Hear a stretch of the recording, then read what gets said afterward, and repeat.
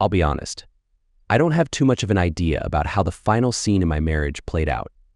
At the time when Candace got home from her conference, I was 30,000 feet in the air. I would like to imagine that she walked in the door yelling out a greeting she was home, followed by how much she missed me, and lastly, she was glad to be home. I bet she was hoping that I would be waiting with dinner on the table like I usually did. I want to think that she frowned when she walked into the kitchen and found the full-color printout of her less than 48 hours earlier, spending time with my boss, her boss, one of my close friends, and to throw a curveball into the mix, my lawyer. As she looked underneath the printout, I'm sure she became upset at the divorce papers staring back at her, the copy of the prenuptial agreement, and a 30-day eviction notice. I would like to think that she was upset and inconsolable, but honestly, I have no idea. But then again, a little over a month ago, I had no idea my wife was being unfaithful, and my employer, her employer, and even my friends were enjoying the company of my wife that were supposed to be mine and mine alone as mentioned in our wedding vows. My name is Thomas Other, 27 years old, and I was the sole heir to a $70 million trust left by my grandparents when I turned 32 that was the motivation behind all the trouble I was in. Until then, I became an adult. I received a monthly payment which was part of the interest the fund generated each month. I also received rental incomes from several investment properties around the country and my own luxurious penthouse apartment with zero debt. But I wasn't a lazy trust fund baby. By day I worked as an accountant for Sevence & Zachs, a high-end accounting firm based in Melbourne, Australia. By now you're guessing that I had grown up in a well-off family, and you would certainly be correct. However, my parents had always taught me never to look down on someone who didn't have the same background as us. I was an only child and had lost both my parents and grandparents at the same time. They were aboard a private plane that went down over Europe while they were on holiday when I was 21. I was supposed to be on that trip, but I had university exams, so I became the sole surviving heir to the family fortune. It wasn't a secret that I was inheriting a huge trust, but I never flaunted it. My parents had bought me a beautiful penthouse apartment near the university, which also ended up being a close walk to Sevence & Zachs when I graduated, so I had been living comfortably for a number of years. Now, back to my unfaithful wife. I met Candace one evening when a couple of friends and I were out on the town. Candace was with a few girlfriends doing the same thing. We danced, I bought a few rounds of drinks, and she ended up back at my apartment in bed with me when we realized, following the drunken haze, that we liked each other. Ironically, Candace was out that night supporting one of her girlfriends who had found out her boyfriend was being unfaithful. Over the next few months, Candace and I met up several times, each time ending with us having a great time in bed. It was no surprise when we decided to become exclusive. I truly believe that in those early days, the fact that I had money never really bothered Candace. Until recently, I always thought that she was level-headed. Candace worked at a top-tier marketing firm in the city, making a decent wage herself. Looking back, I thought we had a great married life. As a young couple with means, we rarely ate at home. Tuesdays and Thursdays were gym evenings for both of us, and Saturday nights were reserved for going out on the town, enjoying fine dining, dancing at clubs, or laughing ourselves silly at one of the local comedy clubs. I cringed when I thought back to asking her to marry me. Of course, she said yes, and at the time, I thought I was the luckiest man alive. In the looks department, Candace was what most teenagers would think is fairly average. She had mousy brown hair and was perhaps a little heavier than she wanted to be. But she had a great personality, and she loved spending quality time with me. We made memories together, whether it was going on adventures, enjoying shared hobbies, or simply cuddling on the couch and watching movies. Our intimacy in the bedroom was something special to us, but it's important to note that we respected each other's boundaries and focused on emotional connection. We didn't engage in any explicit activities. After a long day, we always found comfort in each other's arms. We had been married for 2 years and were starting to talk about a family when, in retrospect, it all started falling apart. Every few months, Candace would have to travel for work, a conference, or some other reason. At first, I never gave it any thought. I mean, we never have cause to doubt the ones we love, do we? In our private moments, nothing changed overly much. We still found solace in each other's embrace, and sure, I missed her when she was gone. But I always knew when she came home, we would reconnect on a deeper level. More than once, when my wife was traveling, I looked through our photo albums, reminiscing about the beautiful memories we had created. But I never thought of the difficult situation coming my way until one day it did. My manager and partner in the firm I worked for, George Saman, had just announced that he had to travel for 3 weeks. It happened now and then, but the duration of 3 weeks caught my attention. Candace this morning also mentioned that she had a 3-week conference to attend next week as well. Of course, being unaware, I thought it was just idle trivia. But it was one of our interns, a 22-year-old intern, Iona from Germany, that brought something to my attention. "Hey Thomas," Iona said, entering my office after George's announcement. "You got a minute?" "Sure, Iona. Give me a second," I told her, just finishing up some work on my computer. I turned back to her and studied her for a moment. Iona Braun was quite short but had a charming presence. She had long golden hair, big expressive blue eyes, and a petite stature. She always dressed professionally, displaying her dedication to her job.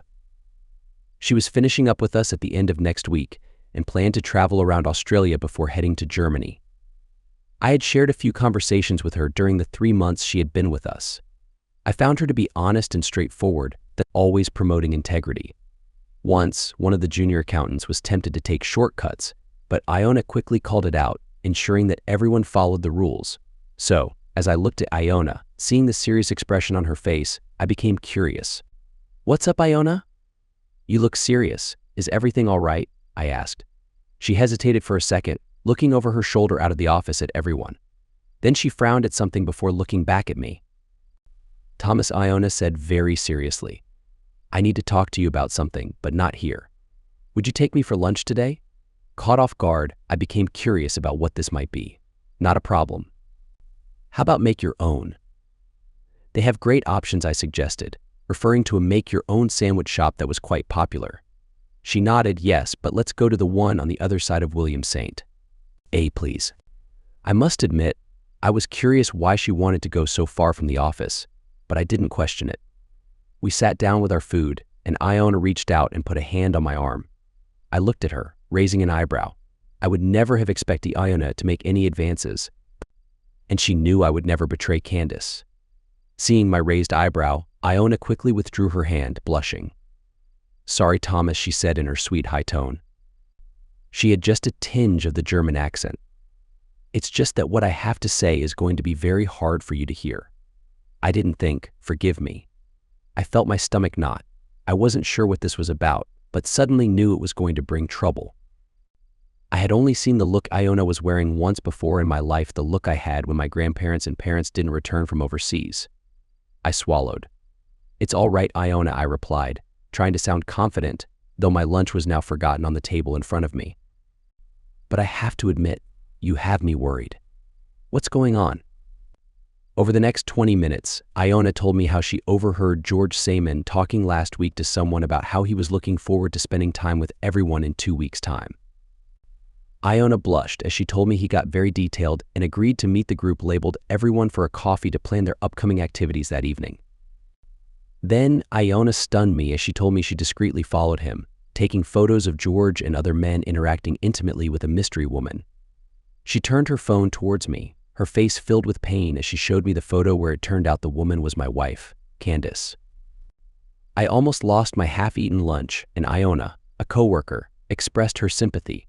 She recognized the woman in the photo on my desk, who happened to be Candace, my wife, and me on our wedding day. I was devastated. I sat there in shock for a few moments before Iona reached out to touch my arm. "Thomas?" she said softly. "Are you okay?" I let out a sigh. "Yeah, sorry, Iona. Thanks for not asking if I'm all right, because I'm not," I replied, slumping in my chair. "I guess I should contact my lawyer." Iona frowned. "I wouldn't do that," she said. I looked at her, confused. "Why? Don't you usually need a lawyer in a divorce?" Iona fiddled with her phone for a moment before showing me another photo of everyone together. "Your lawyer is actually going with Mr. Saman and your wife next week. There are 5 people involved." "I'm sorry, Thomas." I groaned and leaned back in my chair. My chest tightened and panic started to set in. I looked at Iona. "Why?" I asked, even though I knew she didn't have the answer. "As far as I know, it's about money," she explained. "Money?" I repeated quietly. Yes, she confirmed, unsure of how to deliver such devastating news.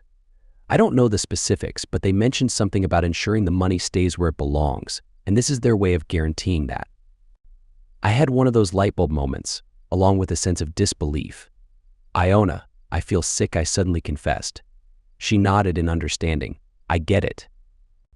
I shook my head, determined to take action despite the whirlwind of emotions inside me. No, I mean I need to make myself throw up, and you should go back to the office and tell everyone I'm unwell. Ask Mary to inform Candace that I'm sick and heading to the doctor to figure things out. Mary was our office manager and assisted us accountants. I stood up quickly, and Iona stood up with me. Iona, I can't thank you enough for telling me, I said, giving her a grateful smile. If it wasn't for you, I could have been trapped in a situation that I believe is impossible to win. Can you promise to keep this between us and share the story with Mary? Without hesitation, Iona nodded and quietly swore in German. Of course. I'm sorry, Thomas. I hope you don't hold it against me. I smiled and shook her hand.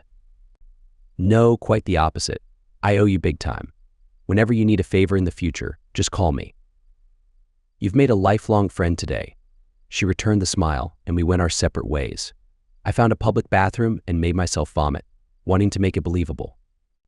I called my doctor but hung up while on hold at the last minute.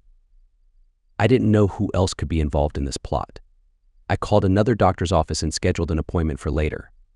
I took an Uber to a nearby bed and breakfast that I had always been interested in staying at.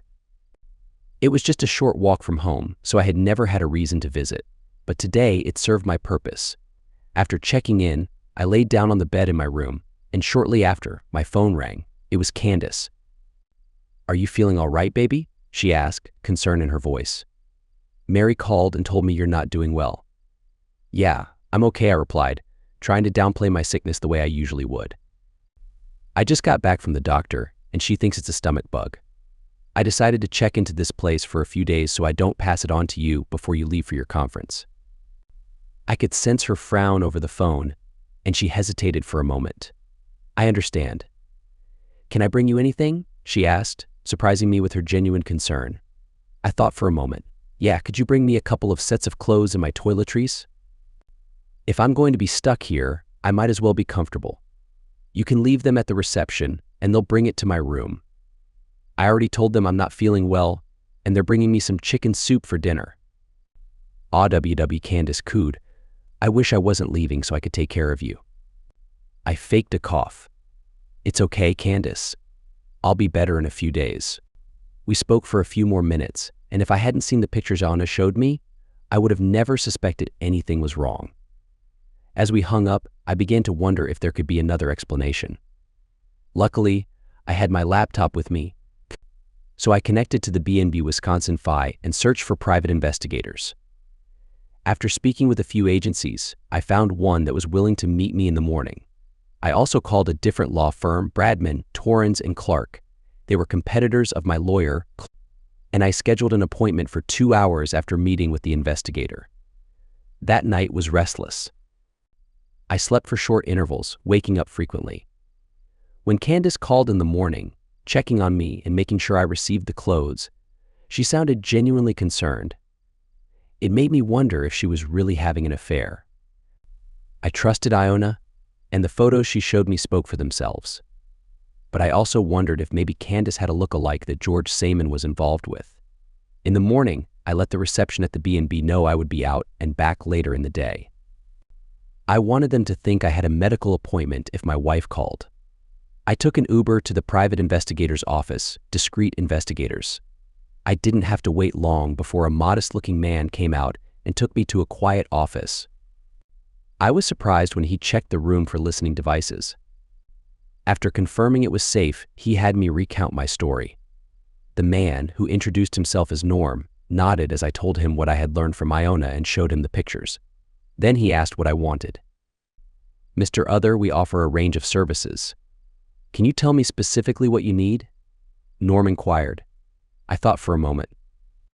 I want both my wife and my boss surveilled. Photos, videos, and anything else relevant. If something suspicious is going on, I want to know about it before I take any action, I said, pausing before adding. and there's mention of money.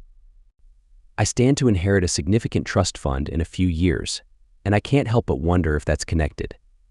Can I trust you with this information, especially considering the financial aspect? Norm studied me for a moment before smiling. Give me a moment, Mr. Other. He left the room briefly and returned with a stack of forms. I believe we can help you with everything you need, Mr. Other. These forms outline our rates and policies, including privacy and financial matters. As I quickly scanned the documents, I noticed they used the same lawyers I had an appointment with. I signed the forms, and we shook hands. Norm assured me he would have people following Candace and George by the end of the day. I agreed to cover all expenses, including travel, and left for my meeting with the lawyers who may become my new representation. Ranwick Johnstone had been our family lawyer for years, continuing the tradition from his grandfather. He had a small practice and had always been trusted. But after yesterday's shocking revelations, I wasn't going to sit back and wait for everything to collapse. I would take action and hopefully avoid any further damage to myself. This was why I had Damien Torrens of Bradman, Torrens and Clark ushering me into his office not 2 minutes after I arrived. Damien had been trying to get my business for years. A few years ago, Randy had required an extra pair of hands to help with an investment I wanted to do, and Damien had taken an interest, even offering to bring Randy on board at the partner level when he learned the details. So, Mr. Other, to what do we owe this rather sudden visit and without Mr. Johnstone? Damien asked me with that questioning stare that only lawyers could give. I have reason to believe that my wife, my boss, and my lawyer are conspiring against me, and I need to protect myself, I replied with just a hint of worry reflected in my voice. Lawyers are often portrayed as heartless, unfeeling individuals that charge a lot of money and care nothing about the people they represent. Damien Torrens was the epitome of that culture. He wore a very expensive 3-piece suit and sat in an opulent office designed to be intimidating. Upon hearing my statement, Damien stood and turned to look out the impressive view over Melbourne behind him. I heard him exhale, and over the next 20 minutes, I told my tale up to this meeting. You like to present a challenge, don't you, Mr. Other? He said, turning back to me, a shark's grin on his face. Look, he said, spreading his hands. If you are happy to bring your business over to our firm regardless of the outcome with Mr. Johnstone, I will provide you an overall discount of 25% on our services for the next 3 years, and I will even throw in 100 of my billable hours for free to seal the deal. I looked at Damien for a minute, studying the man. Why? I asked plainly. Thomas, may I call you Thomas? I nodded. He did in return and sat back down. For us, holding your account means a lot. It's not just the amount of money in your trust. It's the business it brings with it. You are smart in how you manage your money, you choose good investments, and I know that if I get your business, several other large clients will end up coming our way. By giving you the incentive to move with us now while you are in trouble, it stops you shopping around and gives us both a longer-term benefit. I laughed. This guy was a great white shark, but he knew how to sell it. We spent the next hour ironing out details, and then he got his assistant to take me to another room where I signed my life away in triplicate. Admittedly, they made great coffee and brought me lunch at no cost. As I was finishing the forms, Damien popped his head in, smiling. Thomas, just letting you know that Norm from Discreet Investigation just reached out and I let him know that you would call him back and confirm we're now representing you. Just a thought. You may also want Norm to tail Mr. Johnstone as well. I thought for a moment and nodded. Good idea. And Thomas? He said, a serious expression on his face, but that looked a lot less professional. Yeah? Would you be open to having brunch on Sunday morning? I mean, it's not like you want to get up to much in your usual circles until this is complete. I thought about it for a moment and agreed. The rest of the afternoon I spent back at the bed and breakfast, I started going through our accounts. There was nothing out of the ordinary with any of them. However, no longer being the trusting person I was not 24 hours ago, I set up a couple of alerts in case anything happened above $1,000 a day. That night I got an email from George telling me to get well soon and hoped I would be back in the office Monday. I got a call from Candace that was all lovey-dovey, telling me how much she was missing me. I knew that if there was nothing to this, that I was going to have a lot of making up to do. But the thing that kept the doubt in the back of my mind was that at no point did Candace say she was looking at options to cancel her trip and stay to look after me. I got a call from Norm. He confirmed that he had monitoring on all 3 targets and now it was just a waiting game. In his experience, once a cheater had a pattern, they didn't change it unless they had to. Otherwise, it was more difficult to maintain the lie. Bottom line, he didn't expect anything until they left for the conference, if indeed they were getting together. Lastly, I got a text from Iona asking how I was. I replied that I was doing all right, but I was nervous to confirm what was really going on. By Saturday afternoon, my worst fears had been realized. The conference, if you could call it that, was a hotel a few hours out of Melbourne. The 5 of them had hired a suite and had not even bothered to close the blinds before they started their wild party. Norm's 3 investigators had met up with their tails, and each found different places to view everything unfold. Within an hour, Candace was heavily involved and enjoying the company. Friends of mine were included in the mix. The surprise was my boss joining in. Over the next few hours, the group had different encounters in every imaginable way. Now, as I said at the start, Candace and I have an active love life. We had tried everything. Tongues, fingers, and both our bodies had explored various forms of intimacy, but that was between us. What I witnessed made me throw up several times. If you're into that sort of thing, fine, but not my wife, and not like that. Sunday morning, only a couple of days into their so-called conference, I woke and went back home to get ready for brunch at Damien's house, as we had arranged. As I walked into my apartment, I cringed as I looked around. Everywhere I looked, I saw places where Candace and I had shared intimate moments.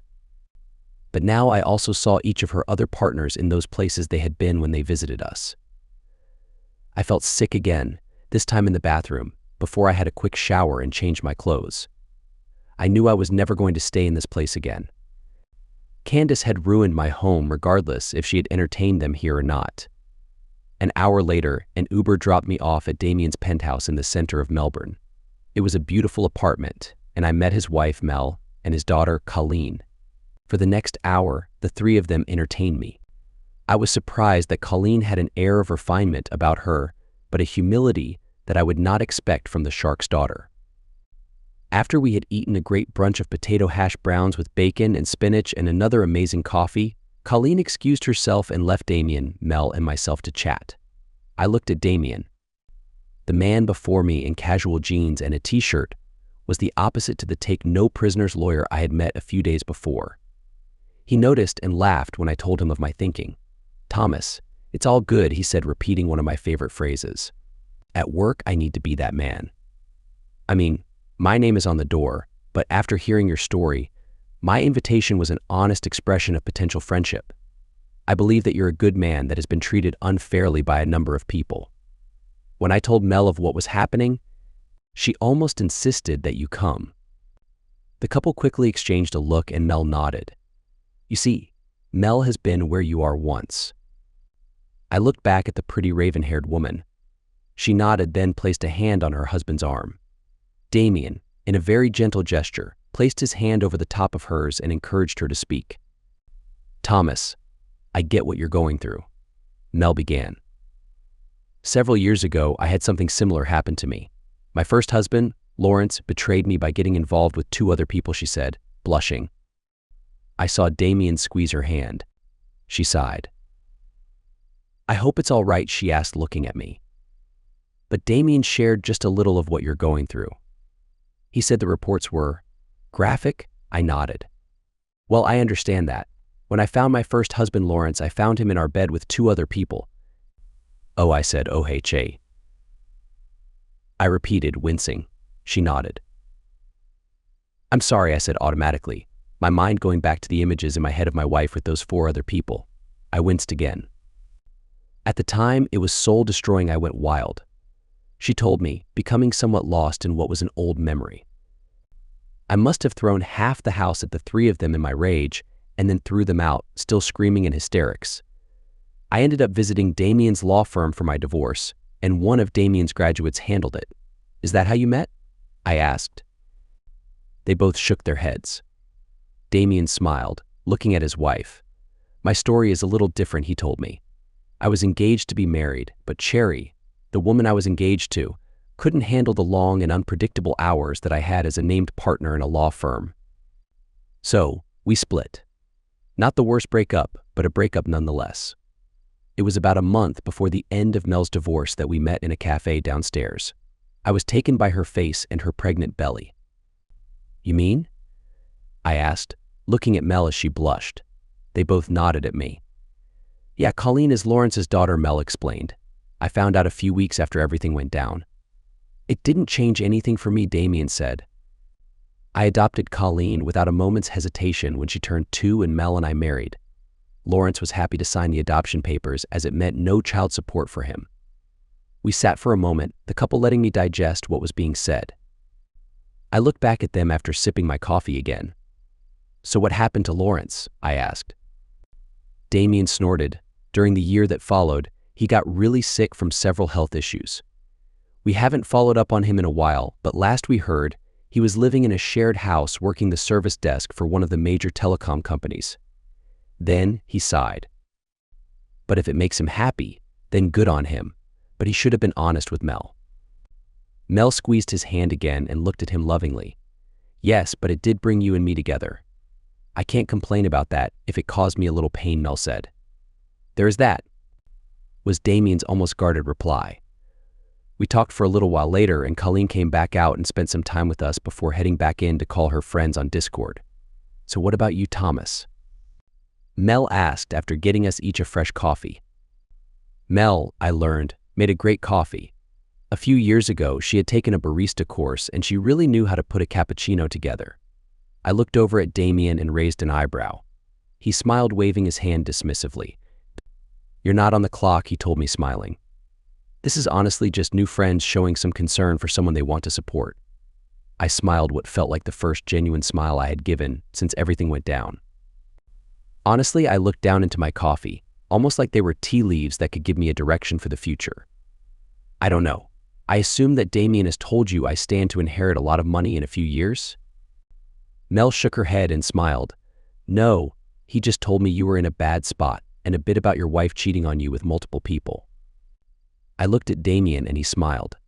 His expression let me know to tell my own story. "Well," I said, taking a deep breath, "Candace and I have been married for a few years. We were talking about starting a family soon, but then one of the interns where I work brought it to my attention that my wife was cheating on me. It turns out that it was with my boss, her boss, my former lawyer." Damien smiled at that. "And a friend of mine.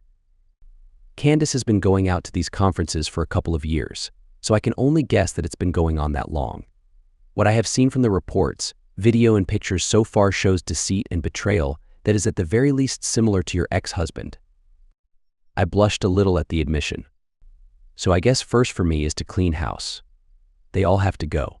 I watched for a moment as the expression of determination and motivation crossed Damien's face. He saw me catch the expression, and this time he blushed. I paused. "It's all right, Damien. You can enjoy the challenge," I told him.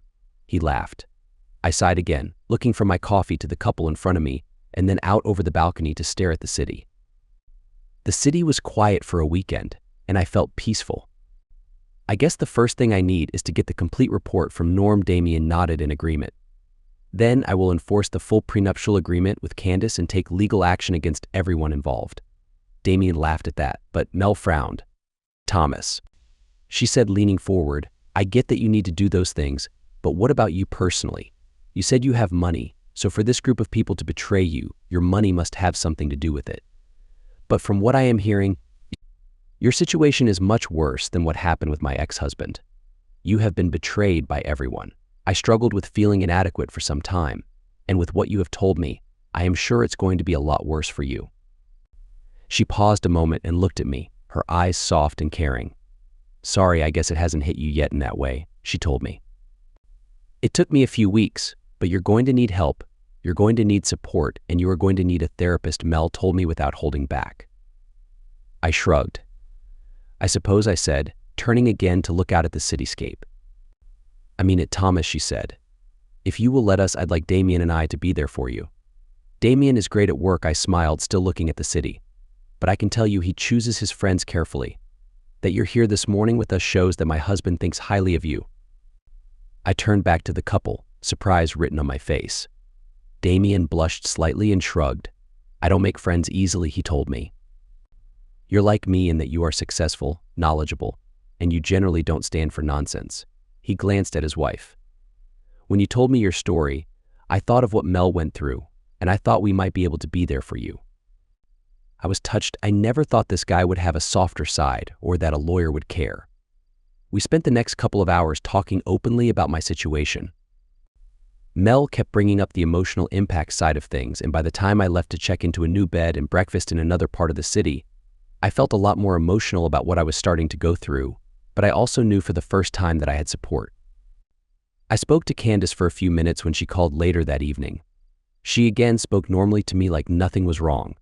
When I got the report from Norm for that time, I could time match her phone call with a video of her with Randy doing things that were really unpleasant.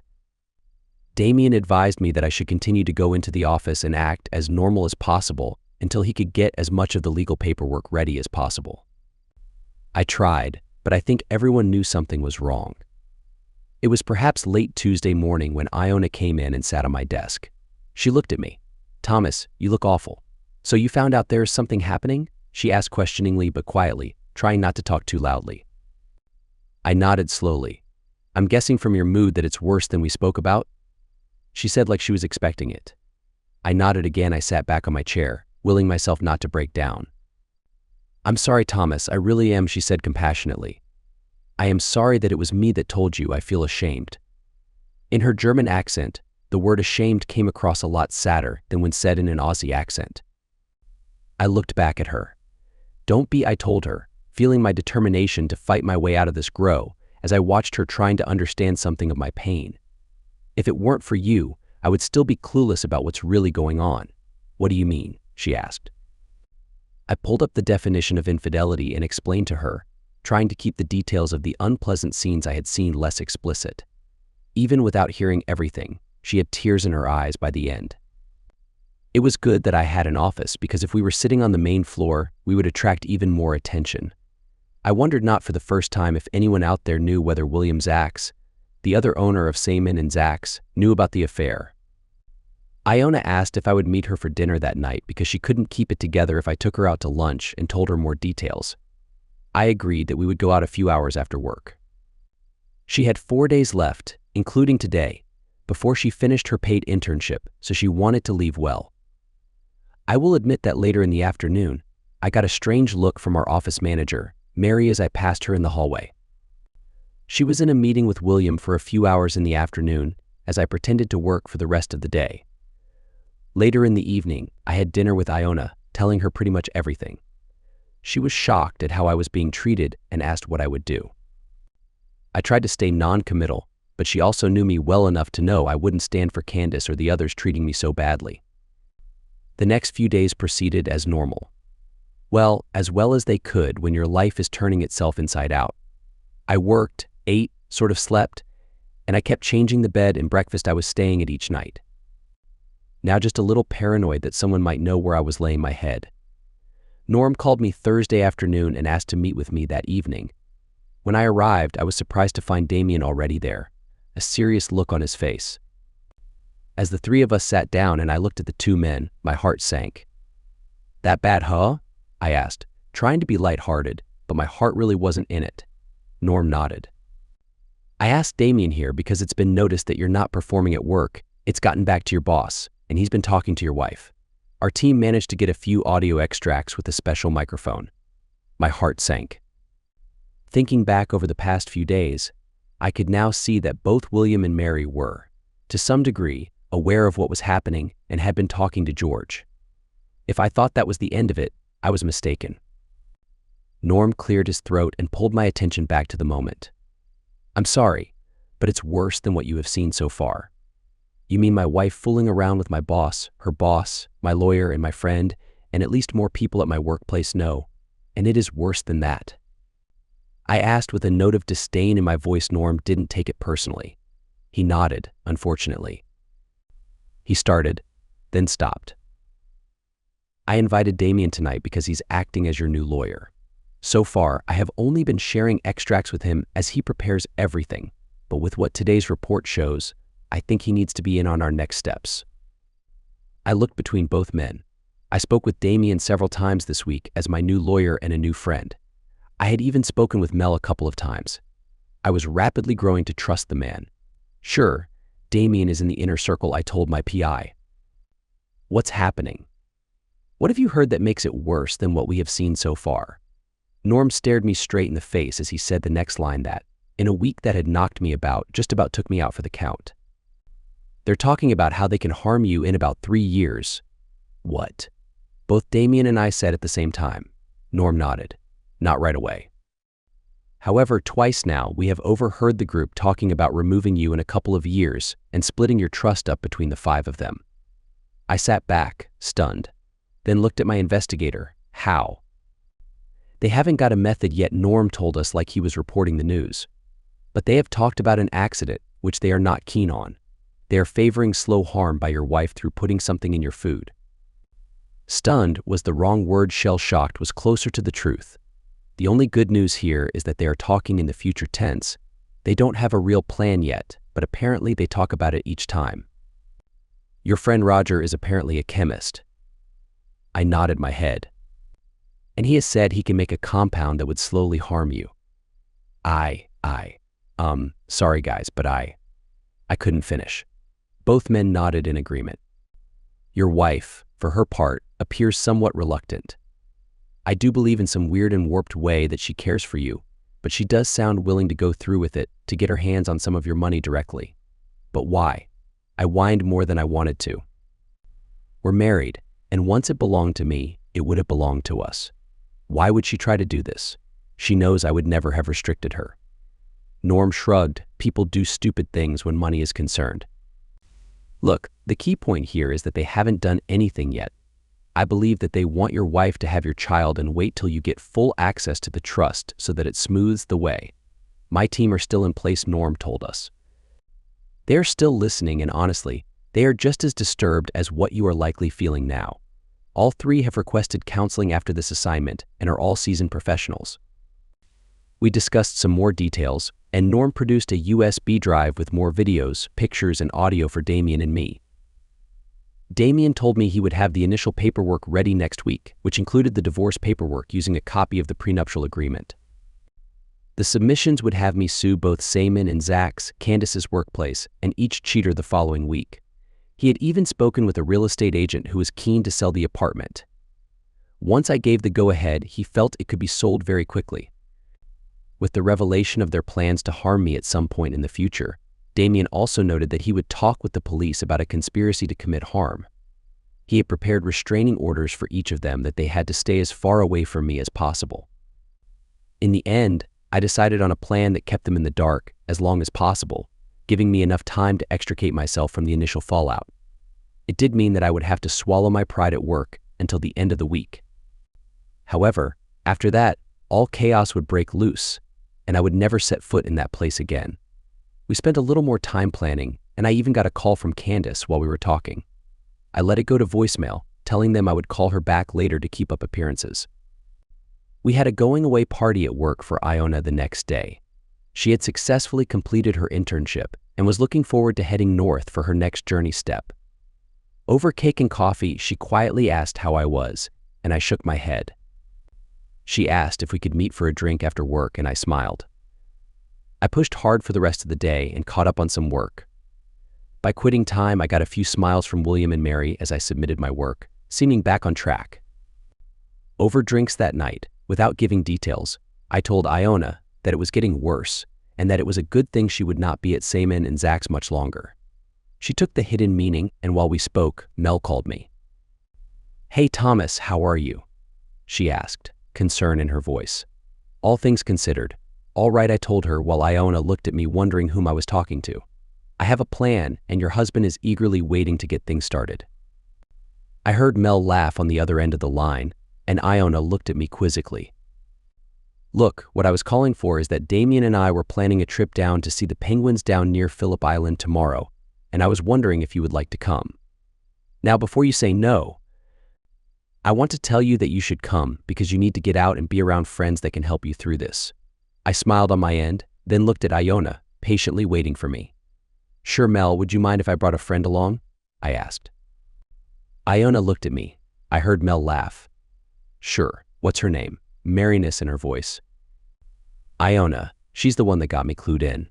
We spoke for another minute and agreed on times and locations to meet up. As I hung up, Iona continued to look at me questioningly. Did you just ask me on a date by proxy on a call to another woman? She asked. When she said it, I think she saw the panic on my face. Her countenance broke, and she laughed. Relax, Thomas, Iona told me, placing a hand on my arm. I understand you just need friends right now. Where are we going? And did I hear the word penguins? The next morning, at 7:30, Iona and I met Damien, Mel, and Colleen at a service station outside of town. I was surprised when they turned up in a canary yellow 2019 Mustang. I heard the big V8 before I saw it, and I was impressed, and then surprised as it pulled up alongside my own 2020 V8 Mach 1 in gunmetal gray. I knew there was a reason I liked you. I smiled as I greeted Damien. Mel and Iona smiled as both Damien and I spent the next few minutes talking Mustangs before we realized we hadn't introduced the ladies to each other. Sorry, Damien, Mel, Colleen, this is Iona. Iona, this is Damien, Mel, and Colleen. Damien is my new lawyer. They shook hands. Well, Mel hugged Iona, and we got on the road. Have you ever wondered what sounds better than a big block V8 screaming down the on-ramp to the highway? Well, it's two big blocks heading the same way and having a great time doing it. By the time we made it over to Phillip Island, I had a smile a mile wide on my face. Damien was a cheeky driver, and the top dog lawyer in him wanted to play. So we did. Iona, for her part, was having a ball. We chatted on the drive in between singing out the lyrics to Black Betty, the remake by Spiderbait. Throughout the day, we had a great time with the penguins. All of us had been to see them before, but let's face it, penguins are cute anytime you see them. We had a great lunch of fish and chips while sitting on the rocks, and I felt good knowing that I could have friends that would have my back. I was also surprised that Iona had her hand in mine by the end of the day. It felt natural, like it was meant to be there.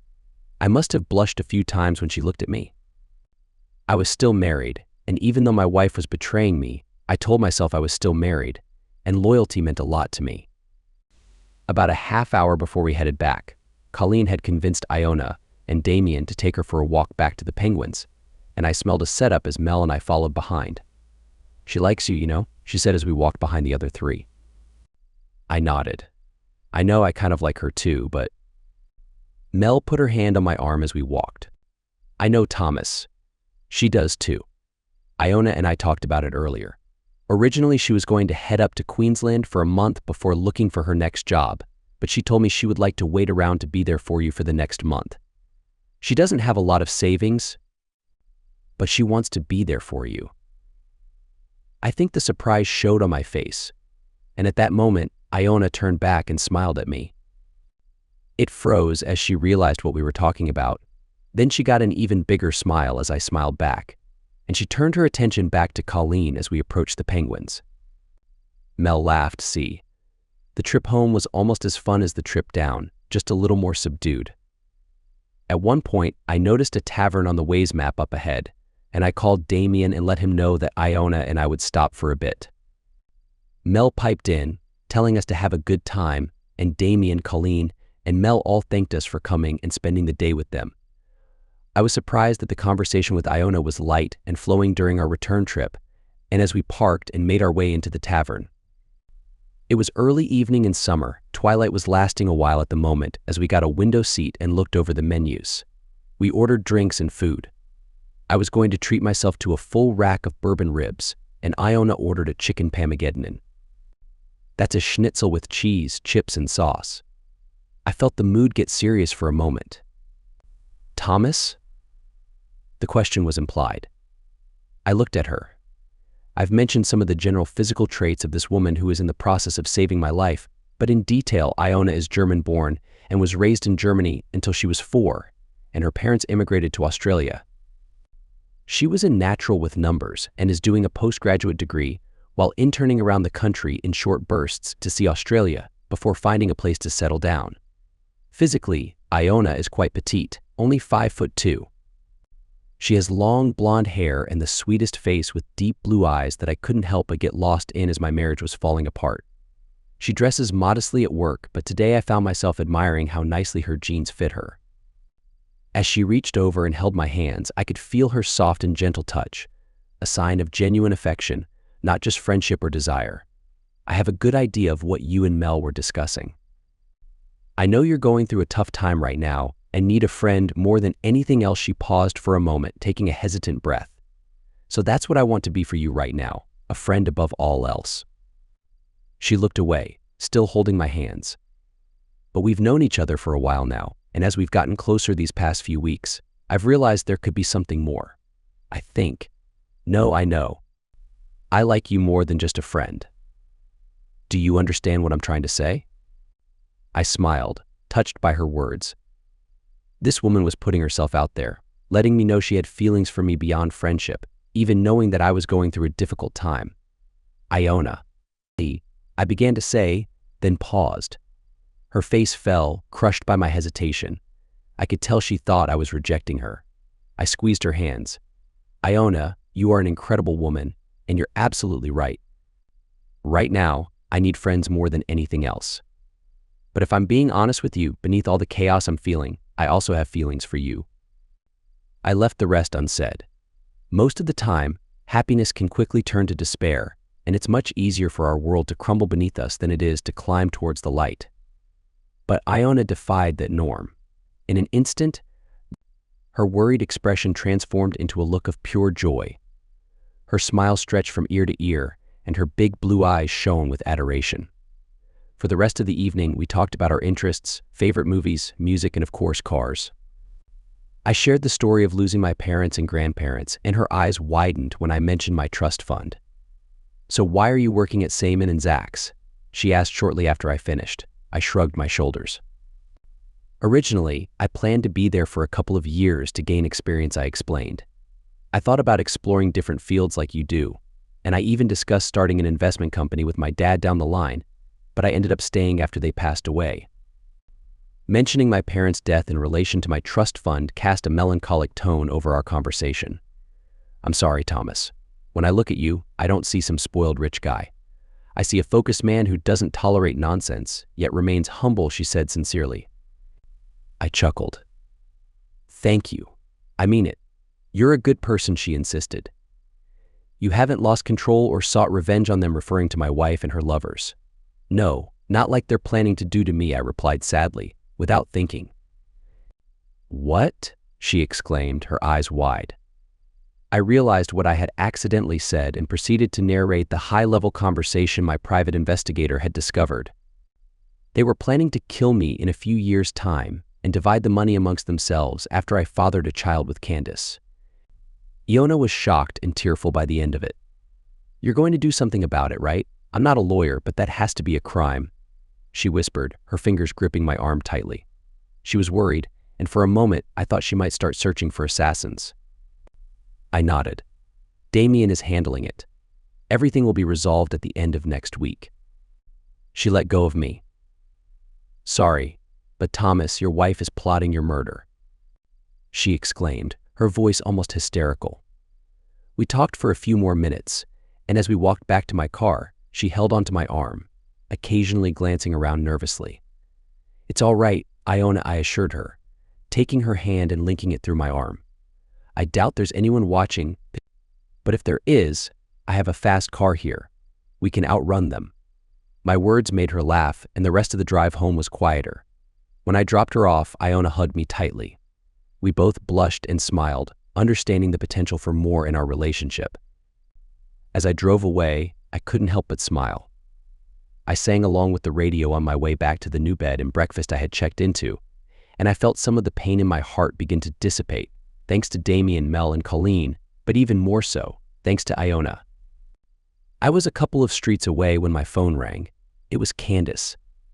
I could tell she was in a bar. Darling, she said, sounding concerned. Where are you? I've been trying to reach you all afternoon. I realized I hadn't returned her call. I'm sorry, Candace. I ended up going to Phillip Island with some friends and their daughter to see the penguins today. It was a spontaneous trip, and I got a bit distracted.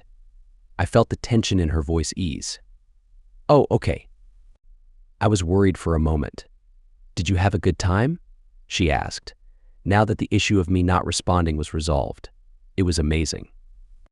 Seeing the penguins with kids is a whole different experience I shared, letting the genuine joy I felt while watching Colleen with the penguins flow through our conversation. They bring a different kind of happiness. I wasn't lying. Watching Colleen interact with the penguins was truly joyful. She loved feeding them the small fish, and at one point, a group of penguins followed her around, making all of us laugh.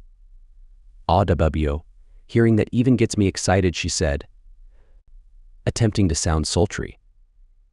I tried not to cringe. Maybe we can start thinking about having a baby of our own when I return. You've made me a bit clucky, right? I thought, have a baby so you can harm me. We'll see, Candace. How is the conference going? Are you enjoying yourself? I changed the topic. Oh yes, the conference has been fantastic. We've been working hard, she said, unaware of the innuendo in her words. And yeah, a group of us, including my boss, are going out for drinks. Don't worry, my boss is keeping an eye on me, so no one can take advantage of me. I bet, I thought, as if that woman has any virtue left.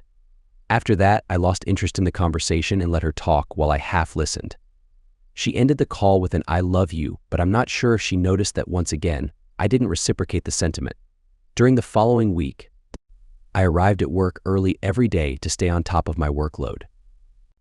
With what was about to happen, I didn't want to leave any of my clients hanging. I had a feeling that both Mary and William were involved in something related to George and Candace, but I didn't know what. As the week went on, I noticed they stared at me less and less while I focused on my tasks. I moved to another bed and breakfast every couple of days. Despite appearances, I was paranoid even before I discovered the conspiracy to end my life. Afterward, I was just as unnerved as Iona, so changing locations frequently seemed like the best course of action. Most nights that week, I spent time with Iona. We had dinner together, and she helped me pack up my and Candace's belongings in my apartment. My things were going to a storage unit in a company I had invested in, with no charge. Candace's belongings would be moved to a different location with payment for 60 days, giving her a couple of months to sort everything out. I showed Iona a couple of pictures from the private investigator's report one evening as we were packing the kitchen, and she immediately ran to the bathroom and got sick. I think it was from seeing explicit photos that even professional actors would hesitate to perform. When she returned, she was furious and hugged me tightly while criticizing my soon-to-be ex-wife for her behavior. Monday morning arrived. It was the day of reckoning. The cheaters would return early in the afternoon, and I would be flying off to Cairns in North Queensland for a month. I walked into work that morning as if it were any other day. I attended the staff meeting where William announced George's return. For the first time since I learned about the situation, I noticed Mary staring at me as William spoke. I made a mental note to inform Damien about this for the conspiracy charges, if they were a part of it. Shortly before lunchtime, a group invited me to join them for lunch, but I politely declined. After they left, I wiped my laptop clean and walked out, leaving my keys and swipe cards on my desk. I wanted to leave my resignation letter, but Damien's team would deliver it later in the afternoon. As I walked out of the office, the driver of a corporate car welcomed me, and we headed to the airport. Iona hugged me that I had grown to cherish. When we arrived at the airport, Damien and Mel were there to see us off. I handed my phone to my lawyer, and he gave me a new phone with a new number. Only a few people knew the number, and it would stay that way for a while. Iona and I flew business class to Cairns, enjoying some sparkling juice as we reached cruising level. I knew that Candace was arriving home around the same time, along with the other cheaters. Upon disembarking, another driver greeted us and took us to the cozy bed and breakfast we had booked for the first week of our stay. I had grown fond of B&Bs, and this one was especially beautiful. It was run by an older couple who had been together for 40 years. They had built the house when prices were low and now ran the bed and breakfast for enjoyment and companionship. In the mornings, they served us a delicious breakfast with bacon, eggs, tomato, toast, beans, and spinach. The coffee wasn't as good as what we had back home, but it was decent. However, the view from the house was breathtaking. We loved watching the colors of the sunset reflect on the water as the waves gently touched the pathway across the road. The room that Iona and I shared had a spacious king-size bed and a luxurious attached bathroom with a double shower and whirlpool tub. The owners had recently remodeled the place and now had 2 king rooms and 4 superior rooms. We were fortunate to have chosen one of the king rooms for our stay. Being the only guests for the first 2 days, we cherished the moments of intimacy we shared. And intimacy? Wow, Iona, let me tell you about it. On the drive from the airport to the bed and breakfast, I turned on my phone and saw a message from Damien. It's done, chaos everywhere, but you're a free man now. Turn off your phone and I'll talk to you in a few days. I followed his instructions, and that night, I felt a sense of nervousness for the first time. Both Iona and I were aware that we would be sharing the same bed, and we were concerned about our expectations of each other. But there was no need to worry. We took separate showers, and as I climbed into bed and started reading a book from the library downstairs, Iona emerged from the bathroom and captivated my attention. So let's take a step back. Iona, she's a petite, beautiful woman with long blonde hair, a lovely face, expressive blue eyes, and a curvy body, right? Actually, no. As Iona stood there, illuminated by the bathroom light, I was stunned. I dropped the book one was reading, and as it hit my excited state, I couldn't take my eyes off her. The woman who risked so much to inform me about Candace's betrayal was now revealing her own attraction to me, which had been growing for months. She walked towards me, I stood up, and we shared a passionate hug. Through that simple connection of our body, we conveyed feelings of friendship, desire, and dare I say it, even love. When we pulled apart, we looked into each other's eyes. I love you, Iona confessed. I love you too, Iona, I replied instantly, and I truly meant it. I had wrestled with these feelings over the past week, questioning how I could fall in love so quickly while still in the midst of betrayal and being married. But Iona was more than just a physical attraction. She was my friend above all else. She had no idea about my wealth until I disclosed it to her, and she was angered on my behalf when she learned what was planned against me. I'll be honest, I didn't know if this love would last, but Iona was there for me when I needed her. We desired each other, so who was I to resist the touch of a beautiful woman? Get close to me, Thomas, she whispered breathlessly. I stood there, momentarily stunned. We spent a really good time together. Thank you, I whispered. She looked up at me, a smile gracing her lips. Thank you for what? She asked. For everything, in general. Thank you for having the courage to speak up, even though it placed you in a difficult position. Thank you for being my friend and caring about me without pressure. And lastly, thank you for giving yourself to me. That was one of the most beautiful experiences I've ever had, and if that is just fun, I cannot wait to get close to you. Iona beamed, her eyes shining with joy. Thomas, I've only been with 2 other men before, and neither of them came close to what you just gave me. Did you feel it? I nodded, overwhelmed with emotions. Right now I can feel your essence within me. The next morning, I woke up to the feeling of her presence. I smiled as Iona continued to playfully tease me. Good morning, baby. How are you feeling? She asked, noticing I was awake. Amazing. Last night was... Wow. Seriously, Iona, it was incredible, I replied, reaching out to touch her face. She beamed at the compliment. Then it worked, she nodded happily. What worked? I asked, a little confused. You forgot about your past, and you claimed me as yours. And I am yours now, Thomas, as long as you'll have me.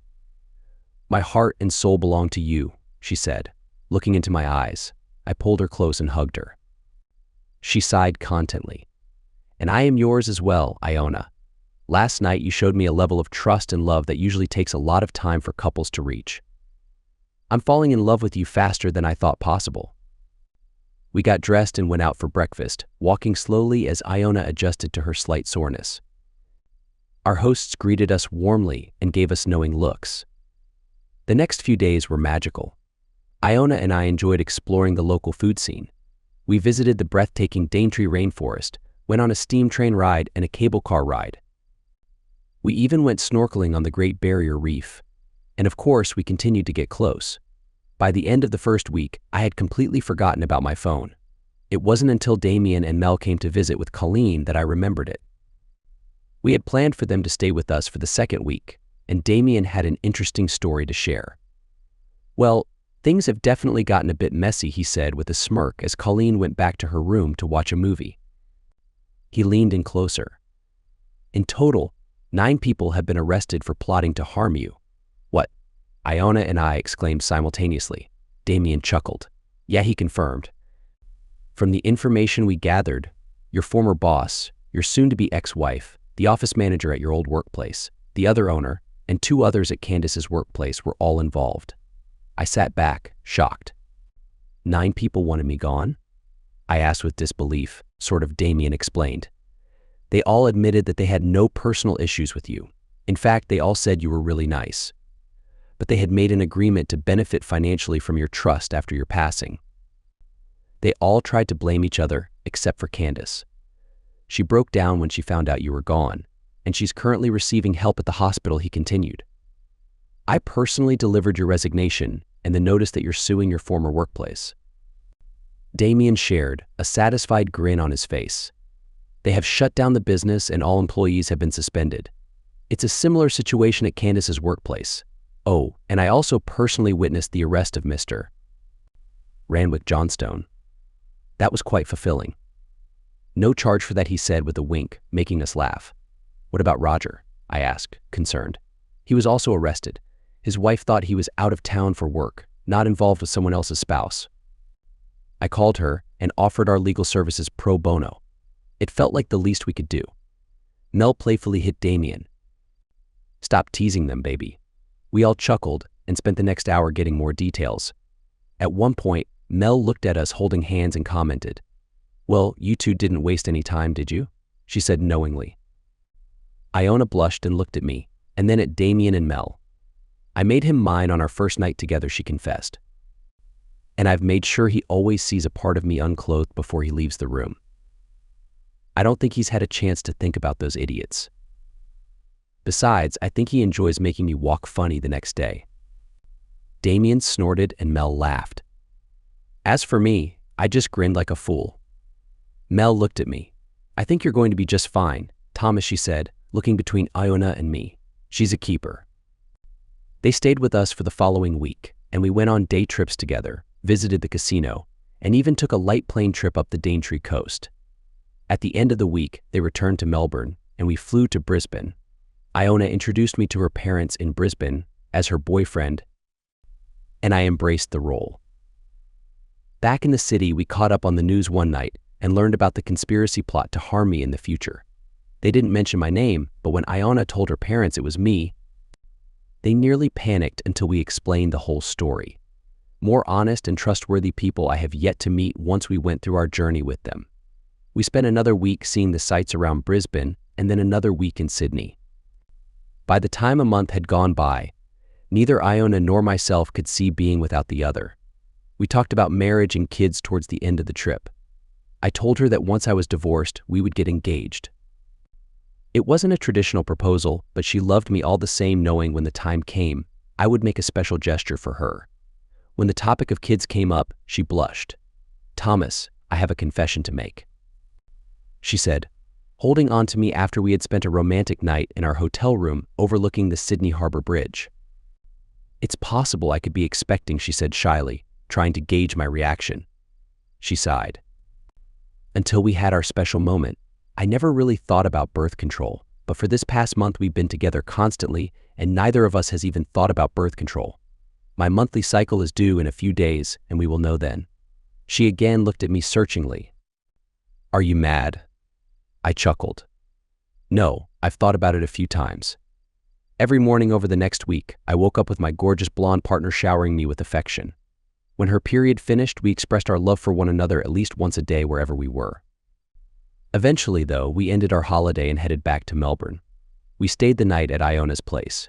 She had managed to get the landlord to let her keep it for another few months in place of her initial plans to travel north. It was a cozy apartment about a half an hour outside town. After staying in all the lovely accommodations all over the country for the past month, Iona was a little embarrassed by her place.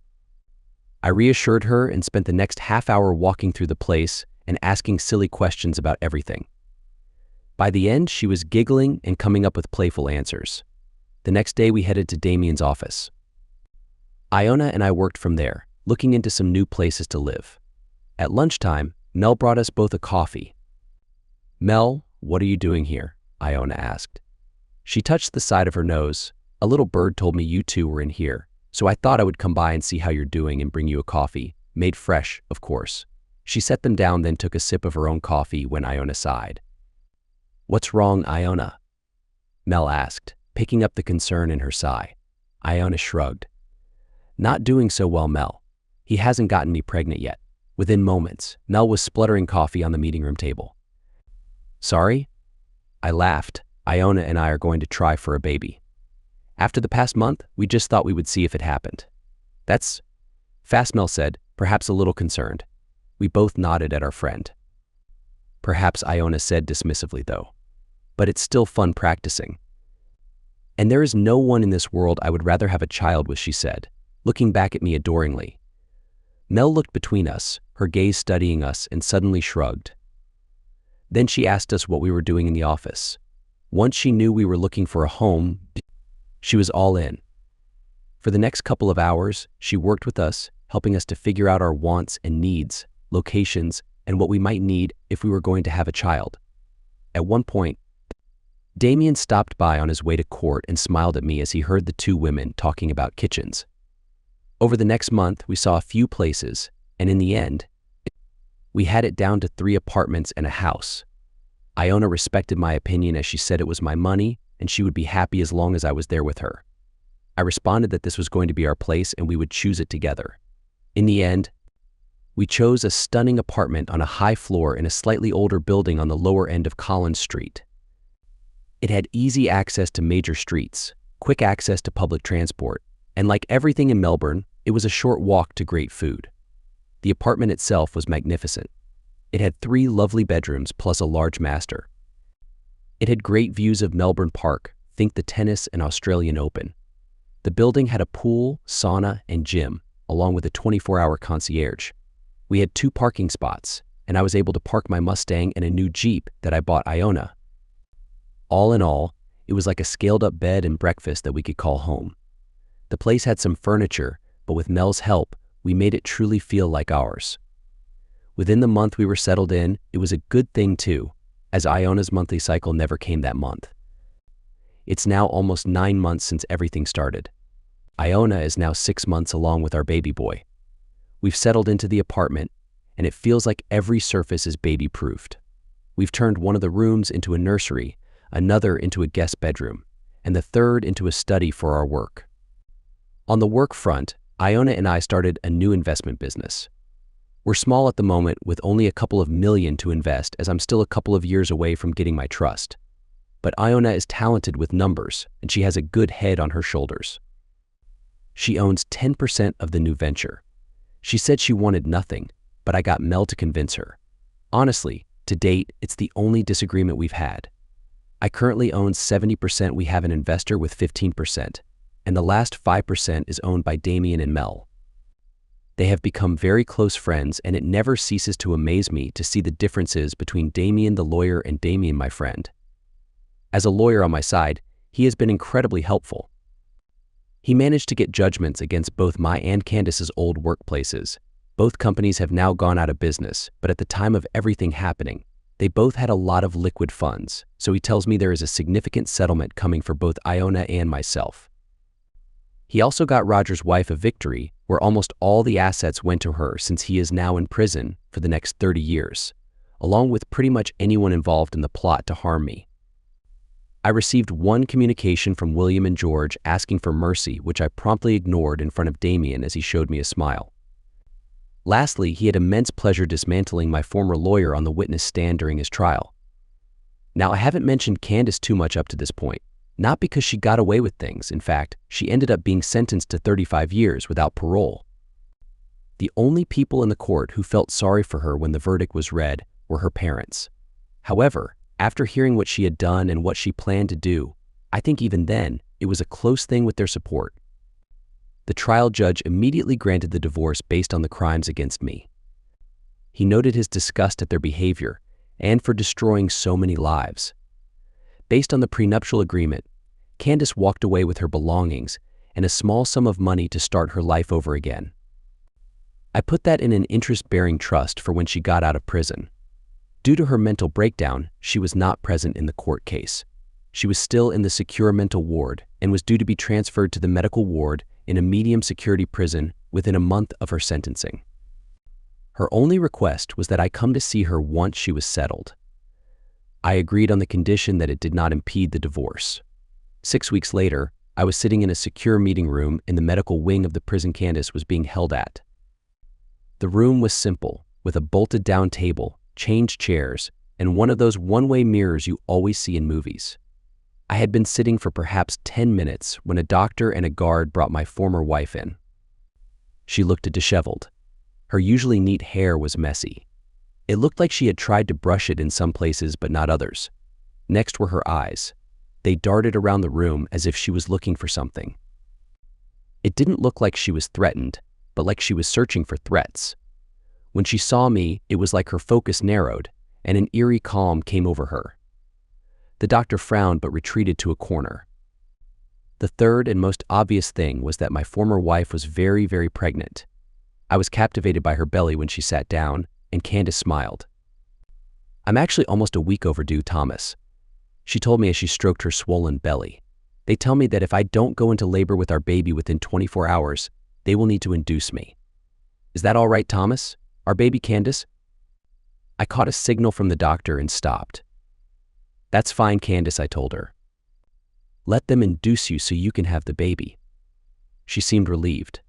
"Thomas, I need you to know that I never wanted to see you dead. I didn't care about your money. But they all convinced me," Candace told me sadly. "They told me after we had your child, that would be the time. I didn't want to do anything to you, but they told me if I didn't, they would still harm you, it would be a lot more violent, and I would end up with nothing. Thomas, my love, you have to believe me." She paused and waited. I looked over at the doctor, and he shrugged. "Candace." I started to say, "It's all right, Thomas," she said, interrupting me. She gave me a sad smile looking into my eyes for a moment before they shifted away again. "I know that we're divorced.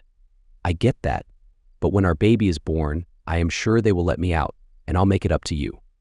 All those things I did, honey, they all meant nothing to me. You have to know you're the only one I love." "When Roger took me the first time, I felt so guilty," Candace said, whispering like it was a secret. "But when George found out and then my work, they forced me." "Thomas," she looked up at me again, her eyes pleading. "Can you forgive me?" I paused. "Candace." She started to speak again, interrupting me once again. "It's okay, Thomas. Our baby will help you forgive me. We've got this child, and I'll be out then we can be a family. The love meant nothing, and I promise I won't let them hurt you anymore." She started talking non-stop. "I care about you, Thomas. You're my number one guy. They're all number two, and they don't love you like I do. I mean, they were good, but they were as interested in each other as me. I think they only used me for the money. Thomas, it will be just you and me, and of course, our baby." For the next 15 minutes, she continued talking, sharing delusions about our baby, about us getting back together, about her getting out and us being a family. At one point, she stopped, and both the doctor and I exchanged glances, and then we heard a sob. "I know I messed up, Thomas," she said softly, with a touch of sanity and remorse in her voice that wasn't there before. "I know this baby isn't yours, and you and I will never." She choked back a sob. "The medications they give me to keep me calm keep me thinking it could be possible, but between them working and when they wear off, I have a few moments where I remember what I did." Tears streamed down her face as she looked at me. I saw pain in her eyes. "I betrayed everyone. I made terrible choices out of greed when you were offering everything to me anyway. I betrayed you repeatedly, and then I was going to harm you. I am a terrible person that deserves consequences." She was becoming agitated. "I know that you dislike me, Thomas, and I am cursed to still feel as much love for you as the day I hurt you." She stood up and removed her prison top in one swift motion, standing there. The doctor cautiously tried to approach her. Candace clutched her belly. "Take your revenge, Thomas," she growled, more at herself than at me. "Hit me and make me cry. Hurt me and make me feel the pain you feel. This baby isn't yours. I gave this body away when it wasn't mine to give." She collapsed to the ground, sobbing. I wasn't sure what to do, so I just sat there. It was supposed to be yours, Thomas. It was supposed. She kept repeating as she sat on the ground. Slowly, Candace looked over at me and then up at the doctor. The doctor, sensing that things were reaching a breaking point, spoke softly to my ex-wife. I think it's time we have some dinner and you have your next round of medication. Don't you, Candace? The doctor helped her put her top back on, and as she knocked on the door and the guard outside came to get her, Candace took one last glance at me, a small sad smile on her face. Live a good life, Thomas. And with that, she was gone. A week later, her doctor called me and thanked me for meeting with her. She told me that the conversation went better than he expected and Candace ended up giving birth to a little girl. The baby was healthy and they were running a DNA test for the father. Candace had asked them to find a loving family to adopt the child so she could have a better future, rather than going through the foster system, which she knew wouldn't provide the stability she needed.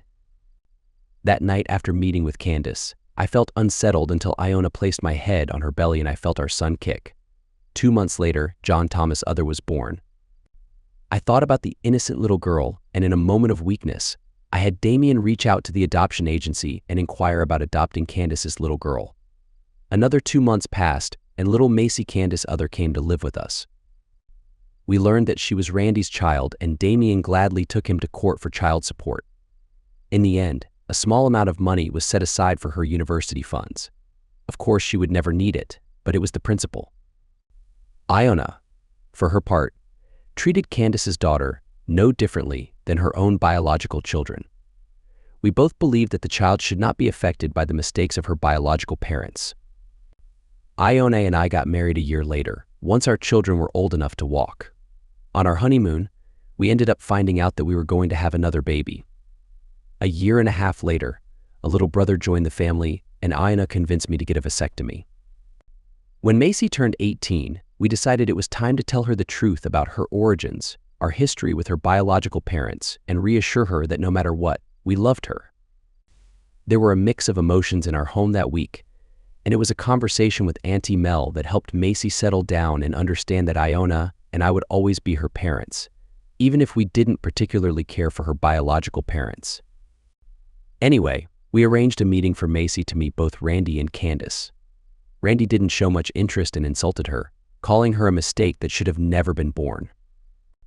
That resulted in 2 guards separating us and putting Randy in the infirmary for a week, losing 3 teeth in the process. Macy never saw him again. Candace, on the other hand, was a different story. Over the years, she had improved enough to be released into the general prison population. She still faced challenges, but her doctors informed us that a few other prisoners looked out for her and helped keep her out of too much trouble. When Candace saw Macy standing there with Iona and me, she immediately knew and broke down, sinking to her knees in the visitor hall, her hand covering her mouth as she sobbed. Macy, being a compassionate young woman, walked over and helped her up, guiding her to a table. Iona and I stood back and watched as Macy, extending her hand, said to Candace, "Hi, my name is Macy Candace Other, and my mom and dad tell me that you're my birth mother." We watched as Candace broke down crying. The guards were watching as well, but we had informed them beforehand that this meeting would take place, and the prison warden approved some physical contact as long as Candace went through an extensive search later. I must admit, even I was moved by the scene of my adopted daughter and my ex-wife before me. Iona looked at me and wiped away a tear, joking that it must be allergies. A moment later, my wife pulled me over to Candace, and we spent the next hour talking. Candace expressed her gratitude for me adopting Macy. She had no idea what had happened to her after she gave her up and didn't even know her name. The fact that I had taken care of her daughter meant the world to Candace, and her doctors told us that she showed significant improvement in her behavior after our meeting. She still had some time left in her sentence, but the prison staff let us know that she became a much better prisoner after that encounter. As for Macy, she visited Candace on her birthday and during Christmas time. They were never extremely close, but at her mother's and Auntie Mel's insistence, Macy made an effort to see her. I, too, reluctantly gave my approval. I was slowly coming to a place of forgiveness, but Candace knew, just as I did, that we would never be friends. As for Iona and me, she is still the woman who brings immense joy to my life. She took a chance one day to let me know that I was being taken advantage of. She still creates opportunities for us to express our love in various places. She cares for me deeply and will stand up for me against anyone who shows interest, even if it means scolding them in another language. Then she insists that we reconnect intimately, reclaiming our commitment to each other, just like the dedicated wife that she is.